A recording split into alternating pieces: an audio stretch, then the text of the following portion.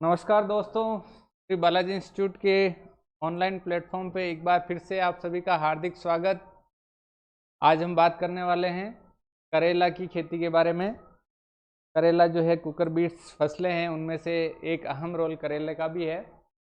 करेले के अंदर जो है आपको पता ही है सबको, कड़वापन पाया जाता है। करेला कड़वा होता है। एक कहावत है करेले के लिए, एक तो करेला और ऊपर से नीम चढ़ा, है ना।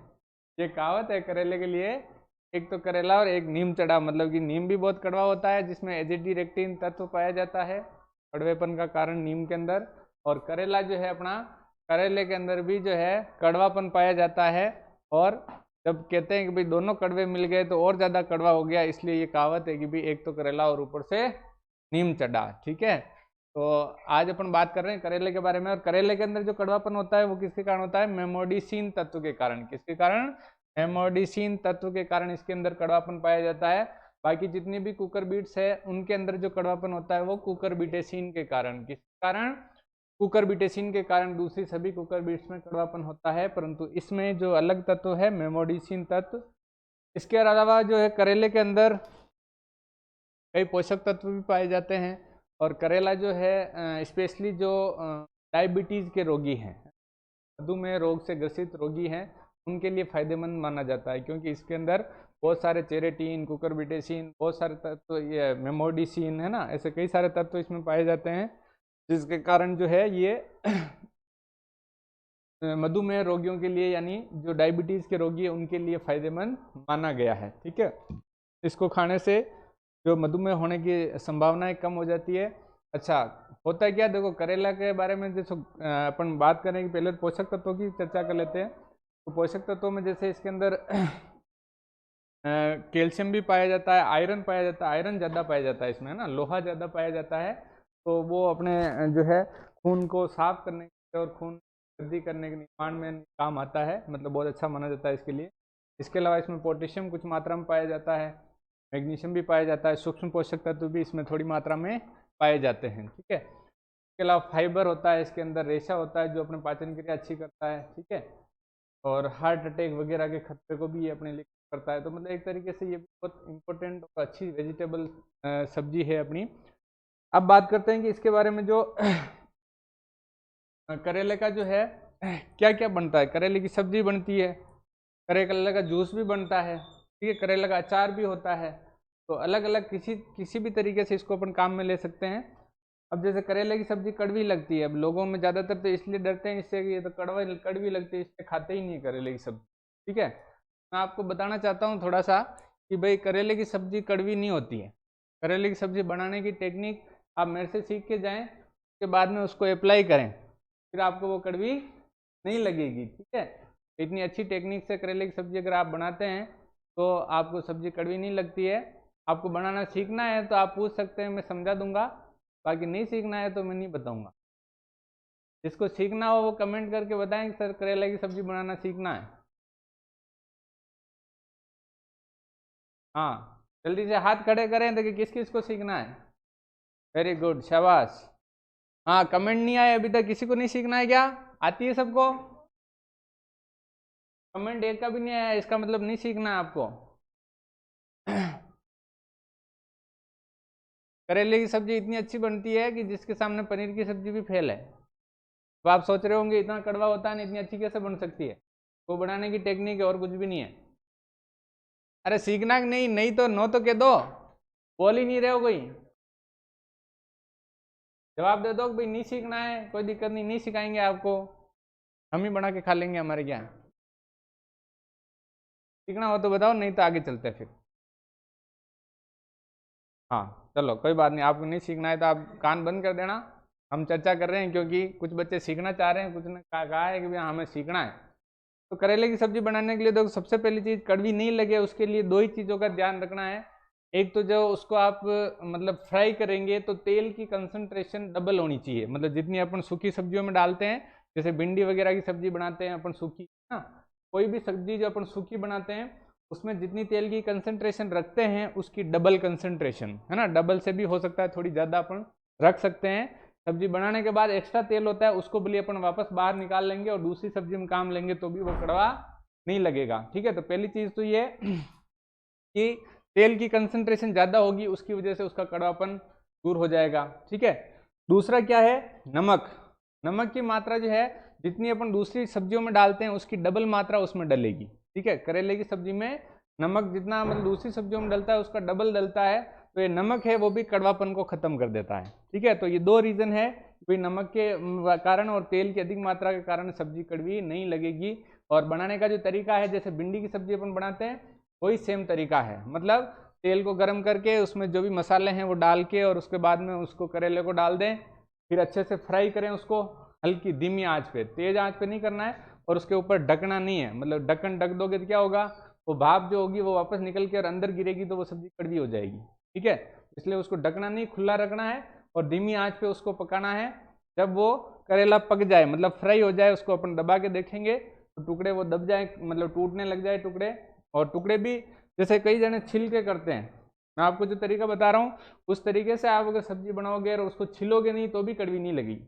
लोग कहते हैं कि इसका छिलका जो कड़वा होता है छिलने के बाद कड़वी नहीं लगेगी, पर ऐसा नहीं है ना, छिलने के बाद भी वो कड़वी लगती है, कड़वापन अंदर भी होता है बाहर भी होता है। ठीक है, तो इसका मैं जो तरीका बता रहा हूँ उससे छिलने की जरूरत नहीं है, डायरेक्ट इसके round round round round piece कर सकते हो आप। ठीक है, टुकड़े नहीं करने, चौकोर गोल गोल पीस कर दें और उसके बाद उसको फ्राई करें। फ्राई करने के समय ही उसमें नमक डाल दें, नमक पहले डालना है, बाकी दूसरे जैसे जीरा वगैरह वो तो पहले डालते हैं, हर सब्जी में ही डालते हैं। ठीक है, जीरा हो गया, मेथी होगी, राई होगी, वो तो डालते ही हैं, परंतु बाकी जो है केवल नमक पहले डालना है, बाकी जो पिसे हुए मसाले हैं वो सारे बाद में डालेंगे। कब डालेंगे, जब पकने वाली हो, जब फ्राई हो जाए और अपन लग जाए कि भाई हाँ पक गई है सब्जी, उस समय अपन सूखे मसाले डालते हैं, जैसे मिर्च हो गई, धनिया पाउडर हो गया। ठीक है, इसके अलावा अपने हल्दी हो गई, ये सारी चीज़ें बाद में डालनी है। ठीक है, तो उससे क्या होगा, फिर जैसे ही वो पक जाए, थोड़ी देर और पकने देना है, जैसे ही वो पक जाए मतलब मसाले अपन बाद में डाले वो पक जाए, उसके बाद में उसको उतार लो। ठीक है, फिर वो जो है कड़वी आपको नहीं लगेगी। और दूसरी चीज़ एक ध्यान रखनी है,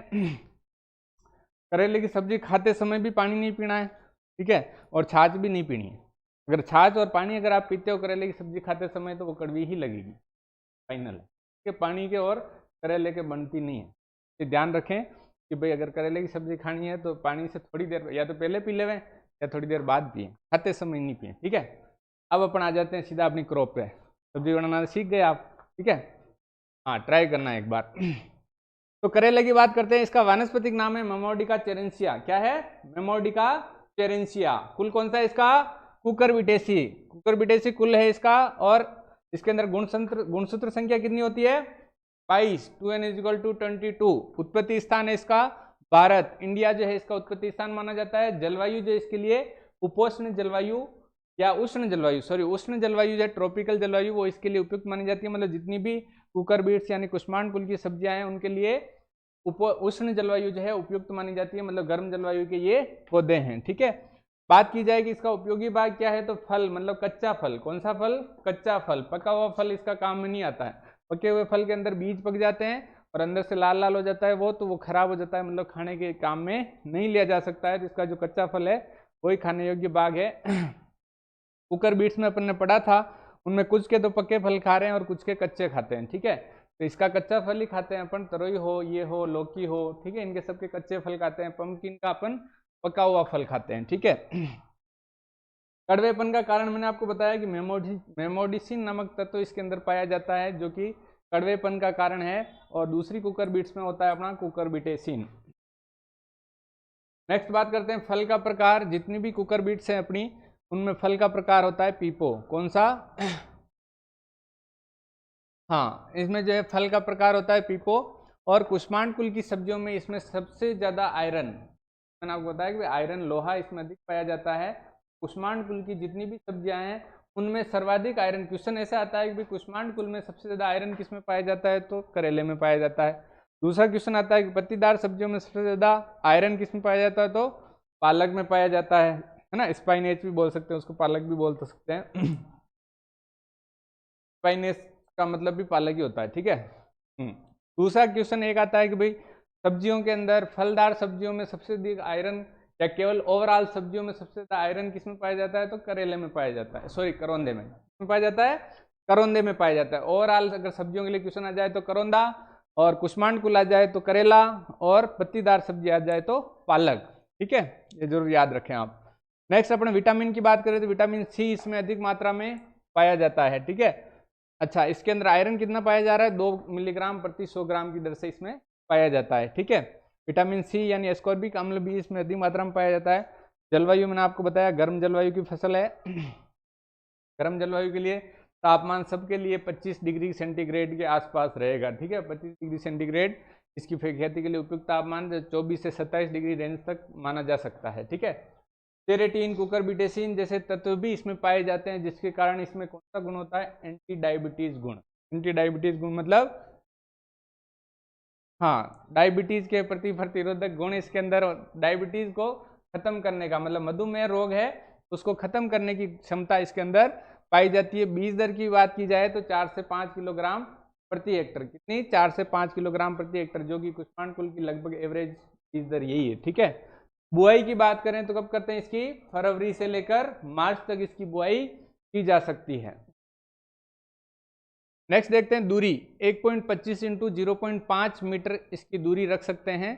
ठीक है, 1.25 तो होगी अपनी जो है लाइन से लाइन की दूरी, और आधा मीटर होगी पौधे से पौधे की दूरी।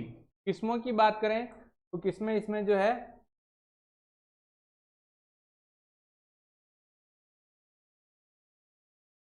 किस्मों में है पूसा दो मौसमी, अर्का हरित, MDU1 जो कि एक उत्परिवर्तित किस्म है, उत्परिवर्तन के द्वारा तैयार की गई है MDU1, और पूसा विशेष, अर्का अनुपमा और पंत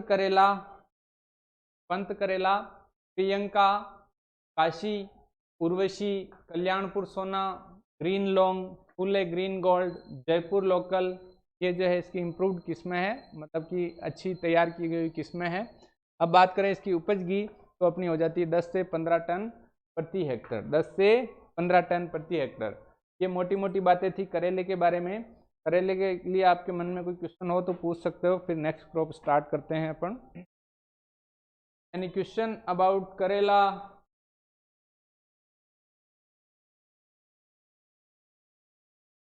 ऑनलाइन वाले फ्रेंड सभी ध्यान दें, भाई करेले की क्रॉप आपकी खत्म हो चुकी है। जो भी किसी के मन में डाउट, क्वेरीज, क्वेश्चन तो वो पूछ सकते हो। Okay, thank you. Next crop देखते हैं अपन। यस, नेक्स्ट अपनी क्रॉप है लौकी।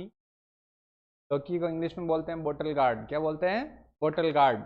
लौकी जो है कुष्मांड कुल में मान सकते हो कि अधिक प्रोडक्शन के लिए जानी जाती है, मतलब सबसे ज़्यादा सब्जियों में कुष्मांड कुल में इसको काम में लिया जाता है।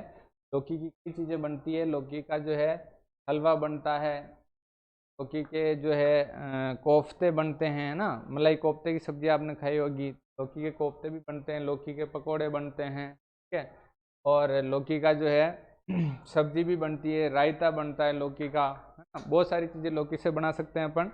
और लौकी के अंदर भी वही पोषक तत्व बहुत ज़्यादा मात्रा में पाए जाते हैं, मतलब विटामिन सी हो गया, विटामिन ए हो गया, ठीक है, और पोटेशियम हो गया, मैग्नीशियम हो गया, इस तरीके के सारे जो पोषक तत्व हैं इसमें सूक्ष्म मात्रा में पाए जाते हैं। ठीक है, और इसको जो है मतलब खाने से अपने त्वचा संबंधी रोग भी नहीं और पेट की जो भी नहीं होती है। ठीक है, अब बात करते हैं इसके वानस्पतिक नाम जो है लेजिनेरिया सिसरेरिया। लेजिनेरिया सिसरेरिया लौकी का वानस्पतिक नाम लेजिनेरिया सिसरेरिया। ये इस तरीके से लगती है ना, जैसे ऊपर कुछ भी शेड वगैरह बना के और फिर उसके ऊपर लगती है तो ये लटकती रहेगी, ज़्यादा ये लंबी होगी। ठीक है, अगर ज़मीन पर रहती है तो ज़्यादा लंबी नहीं हो पाती है, बाकी ये बहुत ज़्यादा लंबी होती है अगर ऊपर से लग के और नीचे लटकती है तो। ठीक है, कई जगह कई बार आपने सुना होगा कि लौकी के अंदर इंजेक्शन लगा देते हैं तो इसके जो जल्दी लंबी हो जाती है ना, रात को इंजेक्शन लगाएं सुबह लंबी हो गई, तो ऐसा कुछ नहीं होता है। मतलब अगर प्रैक्टिकली अपन सोचें कि भाई हो तो सकती है, मतलब अगर अपन लगाते हैं तो हो तो सकती है लंबी, परंतु ऐसा करते नहीं हैं लोग। क्यों नहीं करते हैं, क्योंकि वो जो है इकोनॉमिक रूप में फ़ायदेमंद नहीं है। मतलब कि कॉमर्शियली अगर अपन सोचे कि इंजेक्शन लगाएंगे तो जितना उस इंजेक्शन का खर्चा आ जाएगा उतने की लौकी नहीं, क्योंकि सस्ती मिलती है मार्केट में थोड़ी, तो इसलिए जो है ऐसा कुछ भी नहीं है। अगर कोई स्प्रे जरूर कर सकते हैं कि भाई जिससे इसकी वृद्धि थोड़ी जल्दी हो जाए, जैसे कि अपने हार्मोन्स वगैरह हैं, GA3 वगैरह का छिड़काव अपन कर सकते हैं। ठीक है, प्लांट वृद्धि हार्मोन जो है उनका छिड़काव अपन कर सकते हैं। तो बाकी जो है ऐसा कुछ भी नहीं है कि भाई कोई इसके इंजेक्शन लग रहा है या ऐसा कुछ है, ऐसा कुछ सब अफवाहें हैं, ऐसा कुछ होता नहीं है। ठीक है, फ्लेजिनेरिया सिसरेरिया कुल इसका भी कुकुरबिटेसी है। ठीक है, गुणसूत्र संख्या की बात करें तो 22 होते हैं इसके अंदर। ठीक है, जलवायु कौन सी चाहिए, गर्म जलवायु चाहिए। उत्पत्ति स्थान है इसका दक्षिणी अफ्रीका, कौन सा है, दक्षिणी अफ्रीका इसका उत्पत्ति स्थान है। और गिया जो है इसका अन्य नाम है, अन्य नाम है इसका गिया।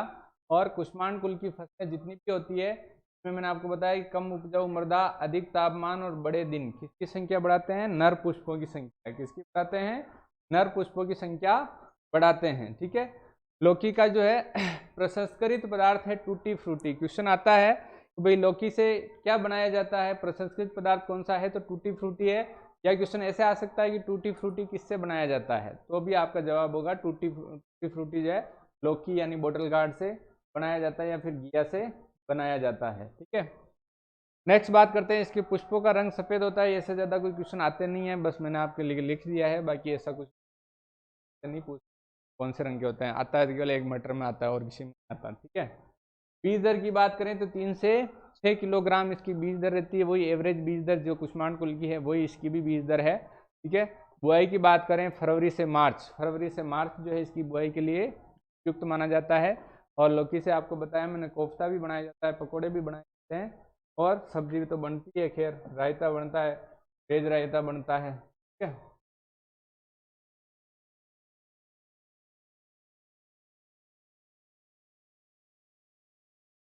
किस्मों की बात करें तो पूसा मेघदूत सब्जियों में प्रथम F1 संकर किस्म है ये पूसा मेघदूत, इंपॉर्टेंट है। ठीक है, क्वेश्चन आ जाएगी सब्जियों की प्रथम F1 संकर किस्म कौन सी है, तो है अपनी Pusa Meghdoot. Important, most important question है, क्योंकि 1971 में तैयार की गई थी। कहाँ तैयार की गई थी, IARI Indian agriculture research institute, जो कि पूसा न्यू दिल्ली के अंदर है, जिसकी स्थापना हुई थी 1905 1905 के अंदर की स्थापना हुई थी और दिल्ली में इसको शिफ्ट किया गया था 1936 के अंदर। ठीक है, 1934 में भूकंप आ गया था, इसकी बिल्डिंग क्षतिग्रस्त हो गई थी, इसलिए से नई दिल्ली में स्थानांतरित कर दिया गया। ठीक है, नेक्स्ट बात करते हैं अपन IRI, मोस्ट इंपोर्टेंट है, IRI के लिए भी क्वेश्चन आते रहते हैं, इसलिए इस पर हम ध्यान रखें आप सभी। अच्छा, सम्राट जो है इसकी अत्यधिक उपज देने वाली किस्म है, मतलब अधिक उपज देने वाली सब किस्मों में सबसे ज्यादा उपज देने वाली सम्राट किस्म है। सम्राट क्या होता है, राजा, राजा को सम्राट कहते हैं, तो राजा तो सबसे ऊपर ही आएगा, सबसे टॉप पे। ठीक है, तो ये जो है सम्राट इसकी सर्वाधिक उपज देने वाली किस्म है। सम्राट नाम आते ही सम्राट सबसे पहले आता है, सर्वाधिक ही उपज ही देगा। ठीक है, तो ये इसकी उपज सर्वाधिक होती है। ठीक है, पूसा नवीन दोनों ऋतुओं के लिए उपयुक्त है, मतलब ये जो है अपने जायद में भी उगाई जा रही है और खरीफ उगाई जा रही, दोनों ऋतुओं में इसको उगाया जाता है। ठीक है, पूसा नवीन को। नेक्स्ट है अर्का बहार, पूसा समृद्धि, पंजाब कोमल, पूसा सुप्रिया, पंजाब लौंग, पूसा समर प्रोलिफिक लौंग, हरित, पूसा संदेश, पूसा मंजरी जो है बसंत ऋतु में उगाई जाने वाली किस्म है, पूसा मंजरी। ठीक है, बसंत ऋतु में उगाई जाने वाली किस्म। उपज की बात करें इसकी तो 10 से 15 टन प्रति हेक्टर तक इसकी उपज हो जाती है। तो दिस इज ऑल अबाउट गिया यानी लौकी यानी बोटल गार्ड। ठीक है, इसके बारे में कोई क्वेश्चन आपके मन में रह रहा हो तो फटाफट से पूछें, फिर आगे अपन चलते हैं। समझ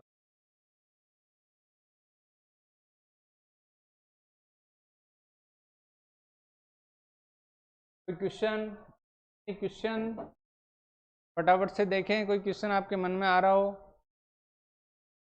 समझ में आ गया सभी को, ये अपनी क्रॉप फिनिश हो चुकी है, नेक्स्ट क्रॉप अपनी स्टार्ट करते हैं अभी। खरबूजे को देख के खरबूजा रंग बदलता है, कहावत है ना, कालिया को देख के धोलिया भी रंग बदलता है। ठीक है, तो एक पावरफुल दोस्त अपने साथ हो तो अपनी भी इच्छा होती है अपनी भी दादागिरी करें, दूसरों के ऐसे कंधा भिड़ा के चलें, आजा भी लड़ाई करनी होता है। तो वही बात है खरबूजे के साथ, खरबूजा एक खरबूजा इसके साथ होता है तो ये दूसरे को देख के ये भी अपना रंग बदलना कर देता है। ये कहावत क्यों है, मैंने आपको पहले कहावत बताई थी, पर इसका कारण मैं आज बता देता हूँ। भाई खरबूजे में ये है क्लाइमेट्रिक फल है, किस प्रकार का फल है, क्लाइमेट्रिक फल है, मतलब कि तोड़ने के बाद इसको पकाया जा सकता है और इसके अंदर जो इथाइलिन का उत्पादन बहुत अधिक होता है। ऐसी हरी हरी काकड़ियाँ आपने सबने खाई होगी, को बोलते हैं मस्कमेलन या खरबूजा। ठीक है, मस्कमेलन इसका इंग्लिश में नाम है और हिंदी में है खरबूजा। एक तो तरबूज होता है जो अपन ने पढ़ा था, जिसमें 95% तक पानी पाया जाता है, इसमें थोड़ा पानी कम पाया जाता है। तो ये जो है खरबूजा, ये गर्मी में ये भी लगता है। ठीक है, कुष्मांड कुल में आता है ये भी। और ये इसका जो एक खरबूजा जैसे पका हुआ है, इसको अपन ने कच्चे खरबूजे के बीच में ले जाकर रख दिया, दूसरे भी सब पक जाएंगे। इसलिए कहावत है कि खरबूजे को देख के खरबूजा रंग बदलता है। ठीक है, यही कारण है इस कहावत का।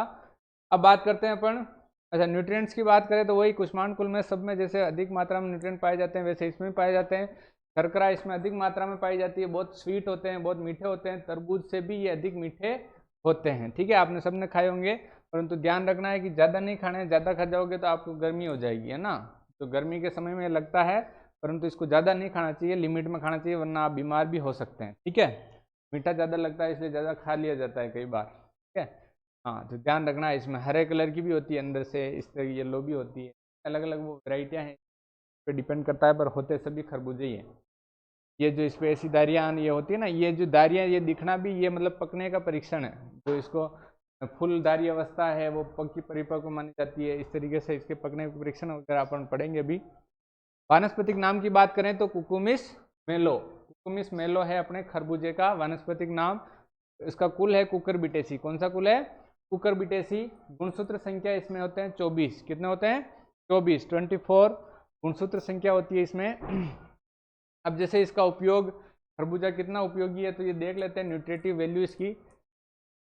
पहला तो ये कूलिंग एजेंट है, मतलब कि ठंडक का काम कर रहा है। ठीक है, लिमिट में लोगे तो ठंडक का काम करेगा, ज़्यादा ले लिया तो गर्मी भी कर देगा। ठीक है, इसलिए ध्यान रखें ज़्यादा नहीं लेना है। इसके बाद में moisturising and cleansing agent. Cleansing agent का मतलब होता है शरीर की साफ सफाई, मतलब शरीर की क्लीनिंग करने का काम भी ये करता है। मतलब इसके अंदर जो पोषक तत्व या न्यूट्रिएंट या रासायनिक पदार्थ पाए जाते हैं, तो जो है शरीर की सफाई करने का भी ये काम करता है।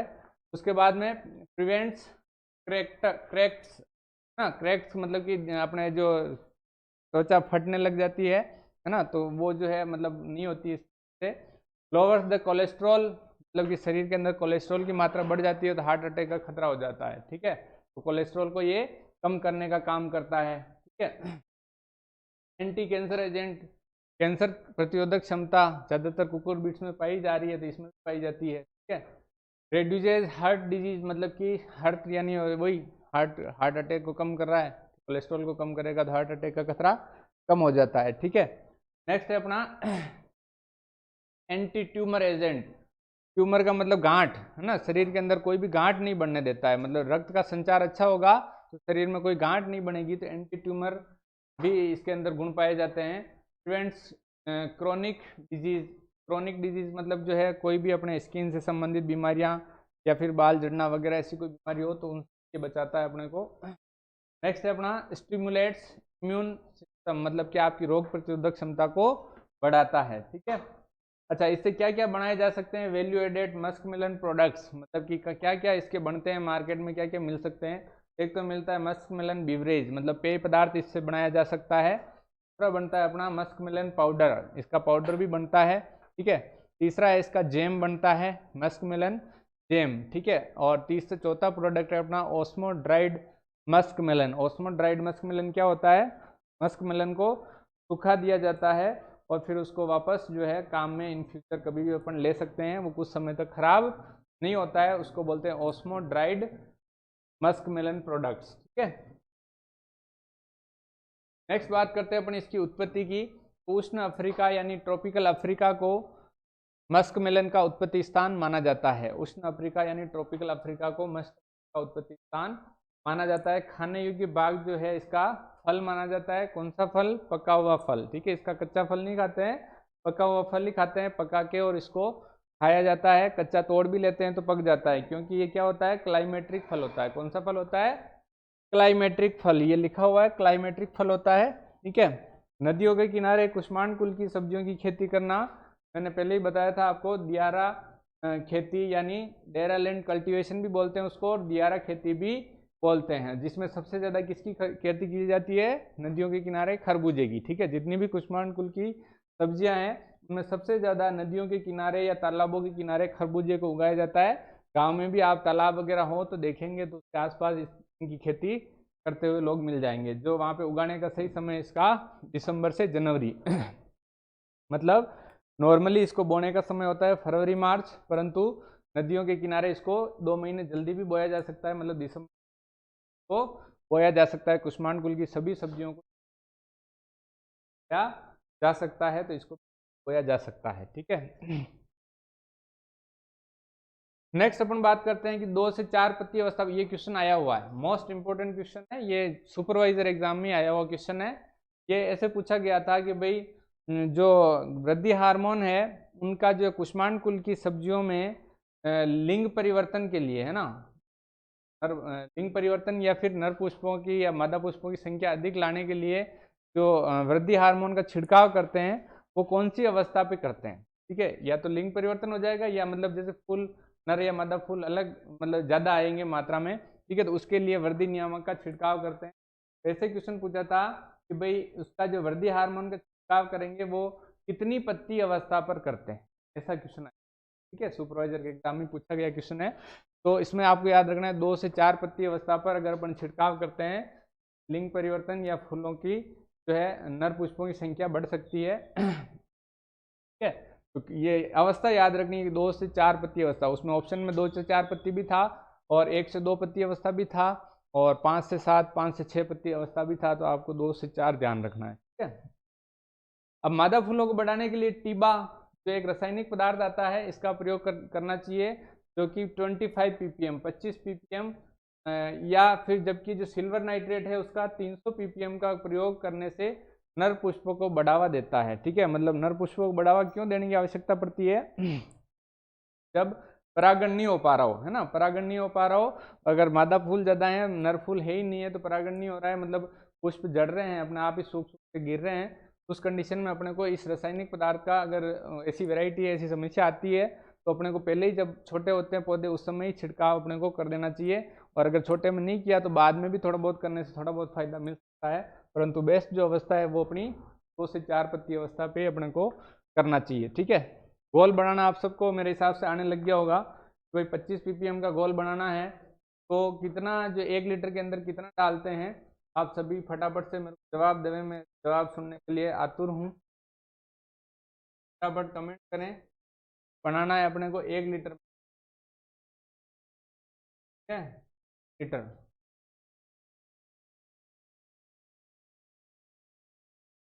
25 ppm।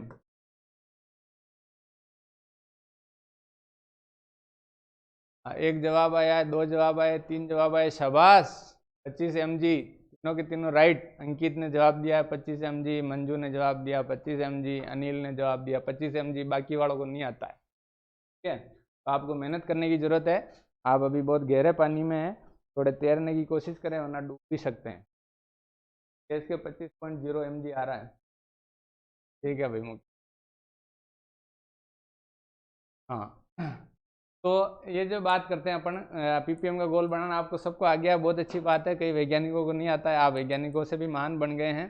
ठीक है, तो अगर आप प्रयास करेंगे तो निश्चित रूप से आपका सिलेक्शन होना निश्चित है। ठीक है, आपको मतलब प्रयास करना है कि सफल होना ही होना है, तो निश्चित रूप से आप सफल हो जाएंगे। तो ये पीपीएम गोल का छिड़काव करना है कितना, 25 और 300 ppm। अब आगे अपन देखते हैं परिपक्वने का परीक्षण करना है या परिपक्वता के आधार पर, जैसे अपन ने खरबूज तरबूज के अंदर पढ़ा था कि भाई डोल जैसी आवाज आती है, डम डम डम, का मतलब पक गया है ना, डोल जैसी आवाज डल आवाज थी उसमें तो पक गया था, और मेटेलिक साउंड यानी धात्विक आवाज आती है तो वो कच्चा था। वैसे ही इसके अंदर जो है पक्वता का परीक्षण अपन करते हैं पूर्णधारी अवस्था पर और जाल अवस्था पर और अर्धधारी अवस्था पर। ठीक है, पूर्णधारी अवस्था का मतलब होता है हरा मधु के अलावा सभी को इस अवस्था पर तोड़ते हैं, मतलब ये पूर्णधारी अवस्था मतलब दारियाँ पूरी बन गई है उसके ऊपर, इसका मतलब वो परिपक्व हो गया है ना, वो डायरेक्ट मार्केट में सेल के लिए रेडी रहता है, ज़्यादा दूर ले जाने के लिए ये सूटेबल नहीं रहता है, मतलब इससे पहले तोड़ना चाहिए अगर दूर ले जाना है तो। ठीक है,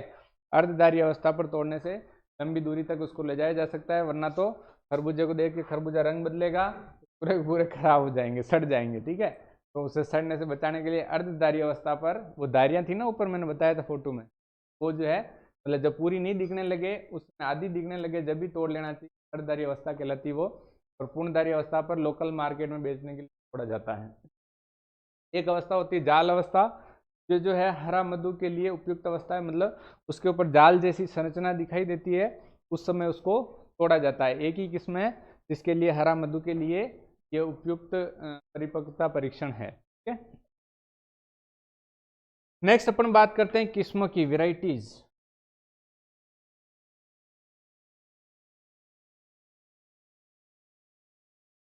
किस्में, पहली किस्म अपनी पंजाब रसीला, जो कि छाछा रोग के प्रति प्रतिरोधक किस्म है। जितनी भी कुष्मांड कुल की फसलें हैं उनमें ज़्यादा सबसे बड़ी समस्या छाछा रोग की होती है। ठीक है, सबसे ज़्यादा छाछा रोग ही होता है इनमें। तो छाछा रोग के लिए प्रतिरोधक किस्म जो है अपनी पंजाब रसीला, पंजाब रसीला इसकी छाछा रोग प्रतिरोधक किस्म मानी जाती है। इसके अलावा है पूसा शरबती, पंजाब सुनहरी, हिसार मधु, काशी मधु, पूसा मधुरस, अर्का राजहंस, जो कि एक और छाछा रोग के प्रति प्रतिरोधी किस्म है। और श्रेष्ठ परिवहन गुण वाली किस्म। ठीक है, श्रेष्ठ परिवहन गुण वाली मतलब परिवहन के लिए इसको सबसे ज़्यादा उगाया जाता है, मतलब दूरी तक ले जाने के लिए भी, दूरी ले जाने पर भी ये खराब नहीं होती है। बाकी जो किस्में हैं ज़्यादा दूर ले जाने पर खराब हो जाती है, मतलब खरबूजे को देख के खरबूजा रंग जल्दी बदलता है उनमें, और इसमें थोड़ा धीरे धीरे बदलता है। ठीक है, नेक्स्ट बात करते हैं अपन अगली किस्म दुर्गापुरा मधु। इंपॉर्टेंट किस्म है, राजस्थान के लिए उपयुक्त किस्म है। आता है कि राजस्थान के लिए तो दुर्गापुरा मधु, दुर्गापुरा मधु का मतलब ये दुर्गापुरा से रिसर्च होके और निकली हुई है, अनुसंधान संस्थान है अपना दुर्गापुरा में, तो वहाँ से ये अनुसंधान के द्वारा तैयार की गई किस्म है दुर्गापुरा मधु। ठीक है, और राजस्थान के लिए माना जाता है इसको। नेक्स्ट है अपनी अर्का जीत, अर्का जीत ये अत्यधिक सुगंध वाली और अधिक विटामिन इसमें पाए जाते हैं, विटामिन की मात्रा इसमें अधिक पाई जाती है। नेक्स्ट है हरा मधु, ये पछेती किस्म है और मीठी किस्में, ज़्यादा मीठी किस्में है। ठीक है, और ज़्यादातर किस्में जो होती है इसकी अगेती होती है, जितनी किस्में अपन ने पढ़ी वो ज़्यादातर किस्में अगेती होती है। और ये हरा मधु जो है पछेती किस्म है। कौन सी किस्म है? पछेती किस्म है। ठीक है, उपज की बात करें तो 20 से 25 टन कितनी होती है? 20 से 25 टन इसकी प्रति हेक्टर उपज हो जाती है। भंडारण इसका करते हैं अपन 0 से 1 डिग्री सेंटीग्रेड पर, कितना माइनस नहीं है ना, ये 0 से 1 डिग्री सेंटीग्रेड पर इसका भंडारण किया जा सकता है कुछ दिनों के लिए। ज़्यादा दिन के लिए करेंगे तो खरबूजे को देख के खरबूजा रंग बदल देगा, तो फिर वो पूरे खराब हो जाएंगे। ठीक है, इसको कुछ समय के लिए भंडारित किया जा सकता है। कहाँ पे भंडारित कर सकते हैं? जहाँ पे तापमान 0 से 1 डिग्री सेंटीग्रेड होता हो, मतलब भंडार गृह होते हैं उनके अंदर रेफ्रिजरेटर्स लगे होते हैं, तो वहाँ पे जो है इसको भंडारित कुछ समय किया जा सकता है। ठीक है, अब कोई क्वेश्चन आपके मन में आ रहे हो खरबूजे को देख के तो आप पूछ सकते हो, खाने की इच्छा हो तो अभी सीजन भी चल रहा है, मार्केट में मिल भी जाएगा, आके खा भी सकते हो। अंकित को तो सब समझ में आ गया है, और किसी को कुछ समझ में आया हो तो पूछते हैं फटाफट। Any doubt?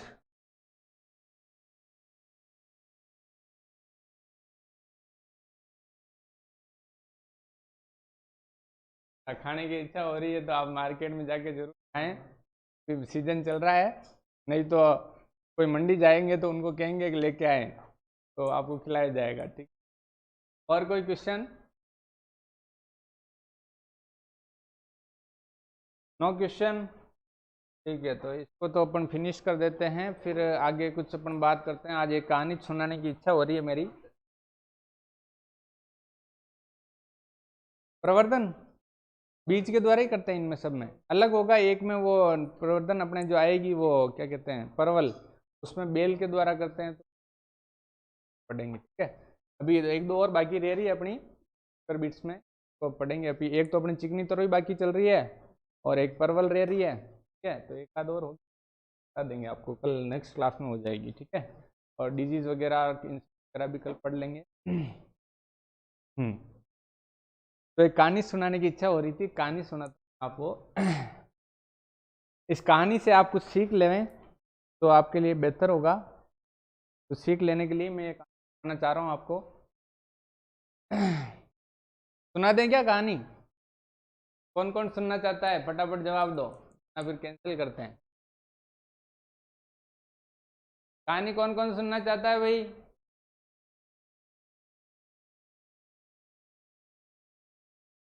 एक दो जवाब आए हैं अभी सब।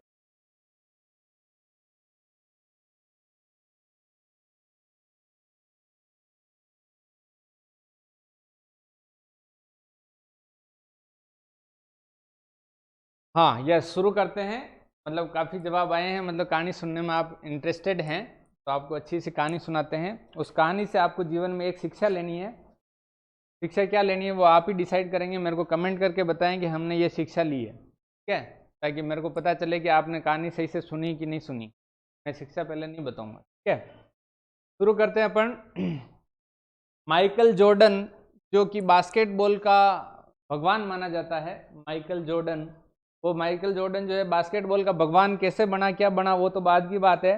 परंतु उसकी पहले की उसके जीवन के बारे में अपन बात करते हैं कि भाई वो कैसा था, क्या था, और किस वजह से वो वहां तक पहुंच पाया। बास्केटबॉल जो है उसके दाएं हाथ का खेल है, वो इतना अच्छा खेलता है कि आज उसको बास्केटबॉल का भगवान माना जाता है।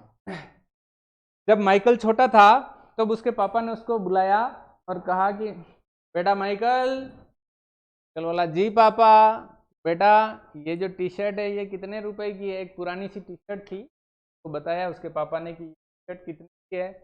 माइकल बोला पापा मे बी $1।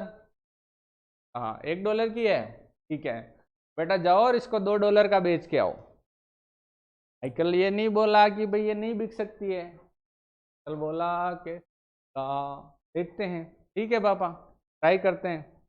तो फिर माइकल चलो उस टी शर्ट को बढ़िया धो धुआ के लिया, मार्केट में गया बेचने, पर दौड़ता फिरा बेचारा, कहीं भूखान प्यासान, रोटी खाने की फोड़े पड़ गए।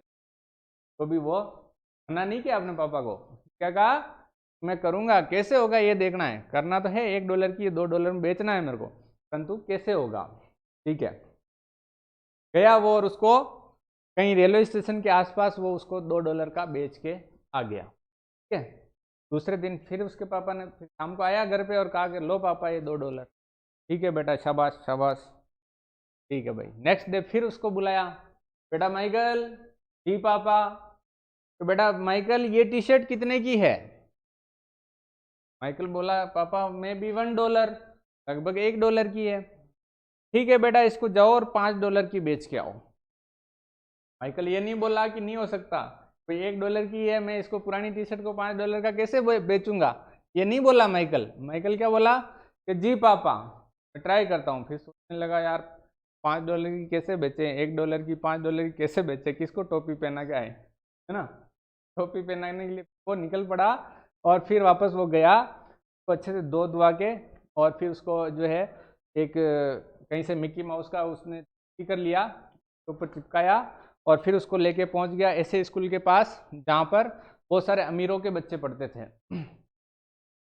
उसके बाद वो उसने वहाँ पर जैसे ही छुट्टी हुई और कि ये देखो मिक्की माउस टी शर्ट $5 की, मिक्की माउस टी शर्ट $5 की, ऐसे वो वहाँ पे बोलने लगा। तो एक बच्चे ने जिद कर ली कि पापा मेरे को ये टी शर्ट चाहिए ही चाहिए। मिक्की माउस देख के बच्चे बहुत खुश हो जाते हैं, तो मेरे को पापा ये टी शर्ट चाहिए ही चाहिए, मैं ये लेके रहूँगा। ठीक है बेटा ले ली। ये $5 की है, कितने की है? $5 की है।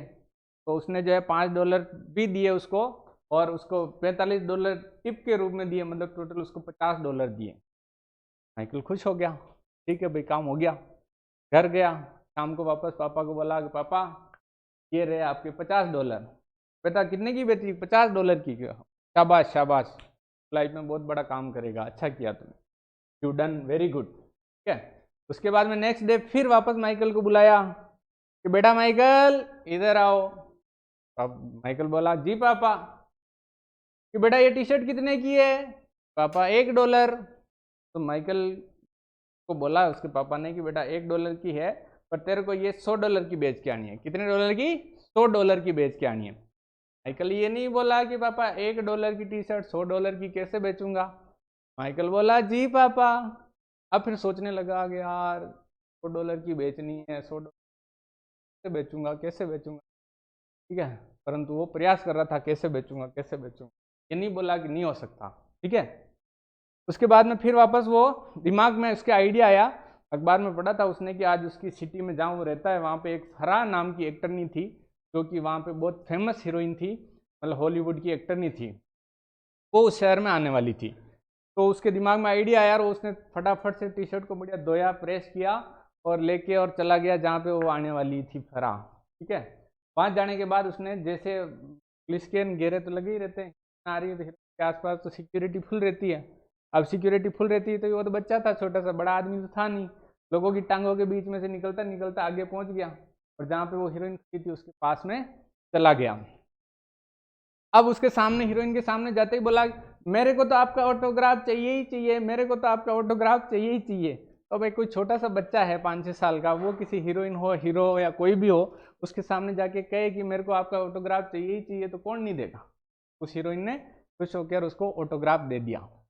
अब वो उस ऑटोग्राफ वाले टी शर्ट को लेके बाहर पहुंच गया जाके और एक स्टॉल लगाया आराम से, मतलब वो स्टॉल होते हैं ना जो मोबाइल वगैरह बेचने वाले लगाते हैं, वैसा उसने व्यवस्था की और वैसा स्टॉल लगा के और उसने कहा कि ये जो है फराह जो फेमस हीरोइन है उसके ऑटोग्राफ वाला टी शर्ट है, ये $100 का है, $100 का है। तो देखते ही देखते 5 से 10 मिनट में भीड़ लग गई। जो पहली बार टी शर्ट उसने बेचा था तब उसको मतलब पूरा दिन लग गया, परेशान हो गया वो पूरे दिन। दूसरी बार जब टी शर्ट बेचा तो उसको 2-3 घंटे, 2-1 घंटे ही लगे, जब छुट्टी हुई और बच्चे तुरंत उसको खरीद के ले गए। तीसरी बार जब ये बेचने आया तो सिर्फ उसको 5 से 10 मिनट का समय लगा और भीड़ लग गई लंबी, ये टी शर्ट मेरे को चाहिए, ये टी शर्ट मेरे को चाहिए। बोली लगाने लग गए लोग, मैं $100 दे रहा हूँ, मैं $200 दे रहा हूँ, मैं $300 दे रहा हूँ, मैं $500 दे रहा हूँ। और एक बोला कि भाई मैं $2000 दूंगा और तो टी शर्ट तो मैं ही लेके जाऊंगा। ठीक है, तो वो आदमी $2000 उसको दे के गया और टी शर्ट लेके गया। तो उसके बाद में वापस वो घर गया, पापा को दिया कि पापा ये $2000। तो उसके पापा ने उसको कहा कि बेटा शाबाश, यू आर वेल डन, तुमने बहुत अच्छा काम किया है, तू अपने जीवन में बहुत आगे बढ़ेगा। तो उसके जो ये मोटिवेशन था, अब जो है वो जो अब उसके बाद वो आज आप सब जान रहे हैं, दुनिया में उसका नाम जो है फेमस है माइकल जॉर्डन के नाम से। तो अब आप इस स्टोरी से, इस कहानी से क्या सीखे हो, ये मेरे को आप सभी कमेंट करके बताएं, ताकि मैं ये समझ सकूं कि आप जहां तक मैं ले जाना चाह रहा था वहां तक पहुंचे या नहीं पहुंचे।